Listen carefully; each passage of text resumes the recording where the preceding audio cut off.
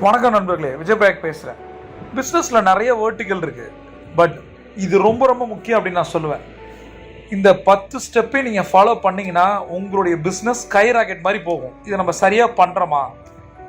முதல்ல யாருக்கிட்ட நீங்கள் செல் பண்ணுறீங்க, உங்களுடைய ப்ராடக்ட் சர்வீசஸை யாருக்கிட்ட செல் பண்ணுறீங்க அப்படின்ற மார்க்கெட் சினாரியோ உங்களுக்கு தெரியணும். முதல் விஷயம் அதுதான். நீங்கள் பிகினராக இருக்கலாம் அல்லது ப்ரொஃபஷனலாக இருக்கலாம். இந்த ரூலை மட்டும் நீங்கள் மறந்துடாதீங்க. சரியா? எந்த அளவுக்கு நீங்கள் போனாலும் உங்களுடைய நேரத்தை வேஸ்ட் பண்ணாமல் கஸ்டமர் ரீச் பண்ணணும் அப்படின்னா உங்களுக்கு உங்களுடைய ப்ராடக்ட் மேலே, சர்வீஸ் மேலே இன்ட்ரெஸ்ட் இருக்கணும். சரி, உங்களுக்கு பிடிச்சிருக்கணும், அதை நீங்கள் சேல் பண்ணணும்.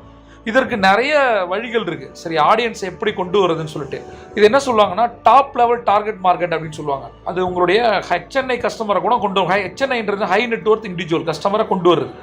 அவங்கள எப்படி எடுத்துகிட்டு வருது? ஹை நெட்வொர்த் இண்டிவிஜுவல்ஸ்க்குன்னு சில டேட்டா பேஸ் இருக்குது. அந்த டேட்டா பேஸ் அக்வயர் பண்ணணும்.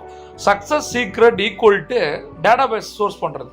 டேட்டா பேஸ்ன்றது நம்பர்ஸ், லீட்ஸ் எங்கேருந்து எடுக்கிறது, அதை நம்ம கற்றுக்கணும். அப்போ தான் டாப் லெவல் டார்கெட் மார்க்கெட்டுக்கு நம்ம போக முடியும். சரியா? அதே மாதிரி யார் நம்மகிட்ட பை பண்ணுறா அவங்கள பற்றி தெரியணும். சேல்ஸ் பீப்புள் வேர்சஸ் ஆடியன்ஸ், அந்த கஸ்டமர்.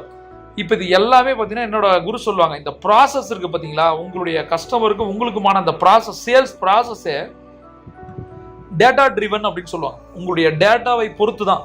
ஒன்று நீங்கள் என்ன மாதிரி கஸ்டமரை எடுக்கிறீங்க, எங்கேருந்து டேட்டா பேஸ் எடுக்கிறீங்க, ரெண்டாவது என்ன வச்சு அவங்கள்ட்ட பேசுகிறீங்க. புரியுதா?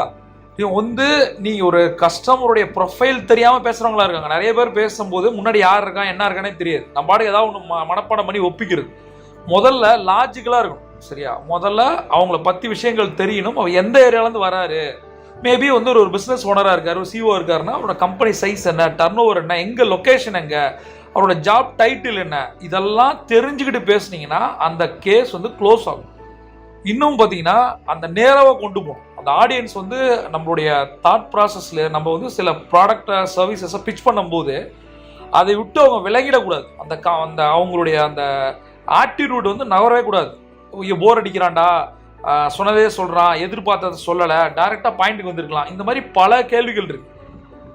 முதல்ல நீங்கள் டேட்டா பேஸை சரி பண்ணுறதுக்கான விஷயத்த பாருங்கள். நிறைய பேர் டேட்டா பேஸ் இல்லாமல் மார்க்கெட்டில் ஓடுறீங்க. நிறைய பேருக்கு டேட்டா பேஸ் எடுக்க தெரியல. சோஷியல் மீடியாவில் நீங்கள் எடுக்கலாம், அதுக்கான நிறைய ஆப்லாம் இருக்குது. சரியா?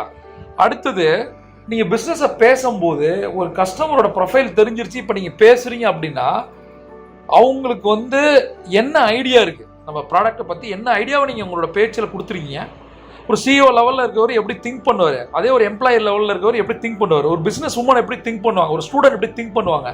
இதை நீங்கள் திங்க் பண்ணி அதுக்கான இன்ஃபர்மேஷன் நீங்கள் கொடுத்தீங்கன்னா கண்டிப்பாக அந்த சேல் க்ளோஸ் ஆகும்.